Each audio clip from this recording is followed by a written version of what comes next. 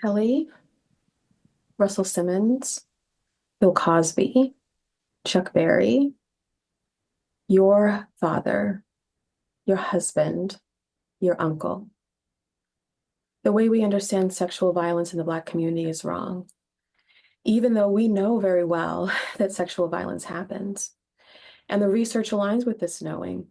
So, research from myself and Lars Johnson with approximately 900 Black young women across two samples, found that approximately 1 in 3 Black young women um, experience sexual assault in their lifetime. It's just under 33% for young women with the average age of 20. Other people's research has shown that approximately 40% of confirmed victims of sex trafficking are Black girls. And certainly Black girls do not make up 40% of the general population here in the US. So we know what's going on, but at the same time, we've become very good at denial. As a Black feminist researcher and critical race scholar, I've been researching violence and its impacts for over 15 years, and I've been trying to figure out what's happening. And I developed cultural betrayal trauma theory as a framework to help try to understand the complexity of violence in the Black community. So simply, cultural betrayal trauma theory is a framework that says that, okay, for Black people in this case, because of this racism business, some Black people develop what I call intracultural trust, which is just love, loyalty, connection, responsibility, solidarity with each other, to guard against that mean racism thing that's happening. And that's largely positive. Um, the problem arises when violence happens here within group, within the Black community. It violates that intercultural trust, violates that needed solidarity. And so then that violence is a cultural betrayal, has a cultural betrayal. And then the violence itself is a cultural betrayal trauma. And then I go on to propose that these cultural betrayal traumas, this within group violence, then is associated with things that we typically think about with violence, things like PTSD, depression, suicide, as well as things that we typically don't think about with violence, things like internalized racism or prejudice. Like if this violence is part of what it means to be Black, then I want no part of it. In my book, The Cultural Betrayal of Black Women and Girls, I review the literature and the empirical research on cultural betrayal trauma theory across diverse marginalized young adult populations. And what we found is that this cultural betrayal piece is associated with these negative outcomes. So already while factoring in the impact of the violence itself, while factoring in the impact of the perpetrator being somebody close, this cultural betrayal, this within group piece is still associated with these terrible outcomes. And as if that weren't bad enough, we have what I call intracultural pressure. And intracultural pressure is this keep problems in-house. So it could be the idea of, fine, maybe it did happen, but how dare you say something about it? We have enough going on without you drawing their attention to us, this negative attention to us as Black people. Intracultural pressure was the Black community's response to Anita Hill when she testified about the sexual harassment she endured from to be confirmed Supreme Court Justice Clarence Thomas. You can see examples in contemporary times of this intracultural pressure and violent silencing. As large public figures. Intercultural pressure also happens in everyday life. When Black girls come to us and tell us what some Black males are doing to them. Intercultural pressure is when we respond with, okay, but remember, police kill Black men and boys. And so maybe just don't say anything about this again. So intercultural pressure, cultural betrayal trauma, intercultural trust, blah, blah, biggity, blah. All new terminology aside, much of what I described sounds familiar to lots of us in the room. So to contrary to what I said in the beginning, we do understand what's going on. But what we have happening is this block of protection. This idea that if it's Black, we can't question it. And if it's Black, we can't address it. And if it's Black, we will stand by it, even if it's drowning us all. Because we can't give them, the teachers, the judges, uh, the therapists, the social workers, we can't give them another reason to denigrate us. But at the same time, things have to change, right? And so, as Angela Davis tells us about how we appraise the Black community, she tells us we must become accustomed to criticizing the things we love, and we must. So, what if we did with this criticism through dreamstorming? So, dreamstorming is a concept I created back in 2019 when I was working with my colleagues on how to developing a research agenda for how to prevent and address sexual violence on college campuses. So, as I'm thinking through, okay, what needs to happen? I was like, I don't know, because as long as there's intersectional oppression and racism and sexism and nationalism and Islamophobia and anti-Semitism and ableism and all of these different things and more that's laced within the fabric of our universities, like I don't know where to go. And what I realized is that in my efforts, I was brainstorming, thinking through brainstorming.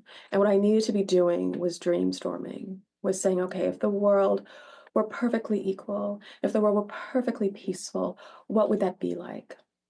And then reverse engineer backwards of like, how do we then get to that world?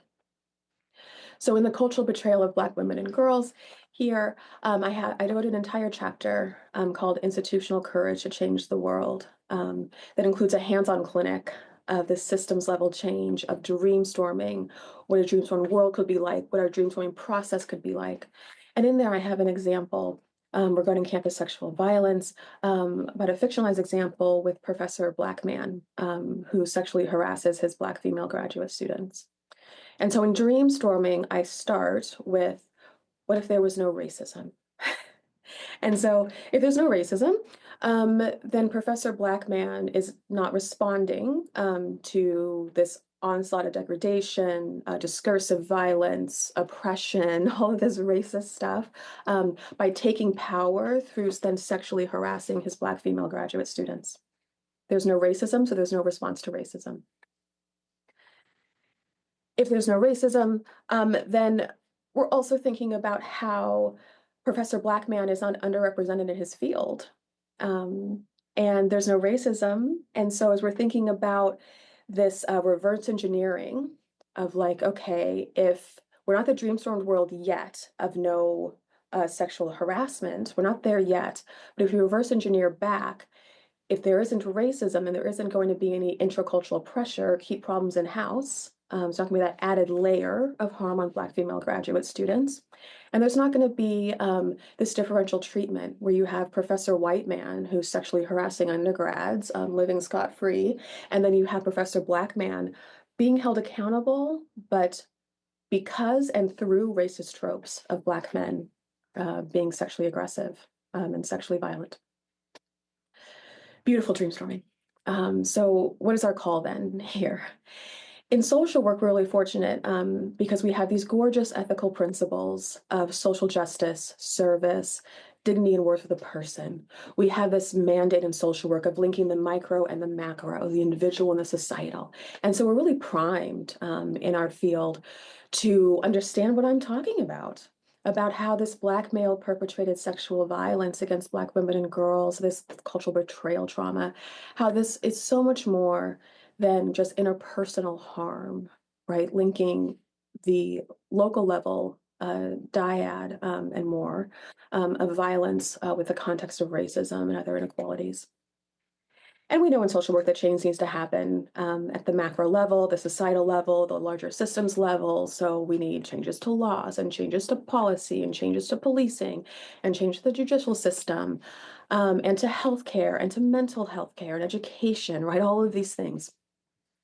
And yikes, we also need to have change in the field of social work itself, because the same racism and intersectional oppression, sickness that promotes and erases the sexual violence against Black women and girls is the same sickness that we find in our own classrooms, in our practica, in our graduation ceremonies, in our promotion and tenure procedures, in our journalistic practices, in our funding priorities, expectations, everywhere, right?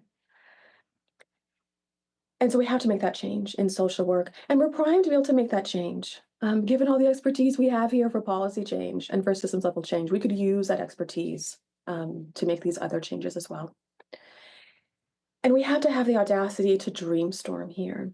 So it cannot be enough to simply strategize different ways that we can work with Black women and girls so they can better endure and better cope with the intersectional oppression, the misogynoir, the cultural betrayal, the sexual violence they experience. We can't just say, like, here's how to make your life better, given you're going to be discriminated against and raped. We could instead dream from a world where none of those things even exist. And then we work towards that dream-sworn world each and every day. And finally, in addition to this audacity to dreamstorm, we have to have courage. So for me as a Black woman, I first proposed cultural betrayal trauma theory back in 2012, when we were in the middle still of our post-racial society. Some of us might remember. And I'm acutely aware and carry all the fears of what it means to do this work, to write the book on it, and to speak in front of all of you. I also hold close the possibility. So, as I'm an assistant professor at Boston University School of Social Work, I'm also a descendant of enslaved Africans. And I trust that I'm living at least aspects of the dream-stormed world of my ancestors. And so together we have to keep dreamstorming and we have to keep envisioning and creating these different worlds of freedom. And we have to remember with our audacity to dreamstorm, with our courage to dreamstorm, that it feeling impossible to make change isn't the reason to not try. Instead, it feeling impossible to make such radical change to a world where there's no racism, no violence, it feeling impossible is the precise reason to keep going. So that one day it will no longer be impossible. It will just be a more equal, more equitable, more peaceful, more caring world for everyone. Thank you.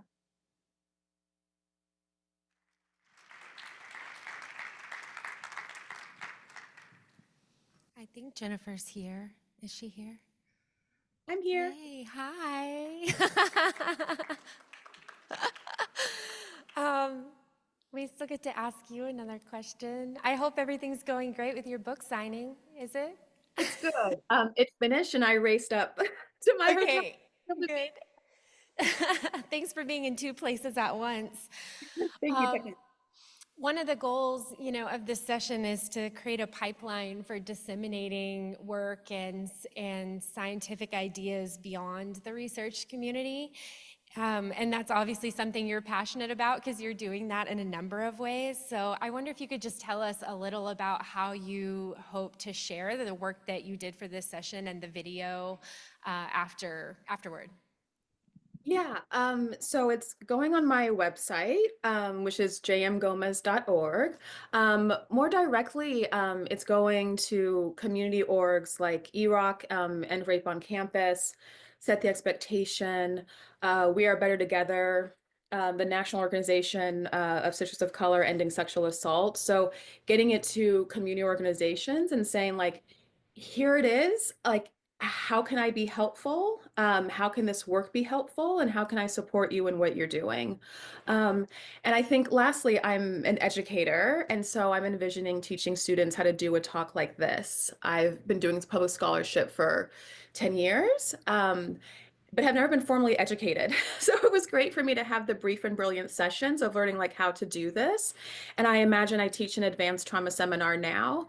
And we have an assignment on like macro level change. And I'm teaching the students to write an editorial or, an internal memo and things like that to make change. But I'm imagining like teaching them in the future, like, how to be doing a talk like this, how to be able to translate these concepts in ways that are real and heart, mind, and gut. and kind of ushering in the next generation of social workers to be able to communicate the work that we do out there in the world, and in our own communities and in the communities that we serve.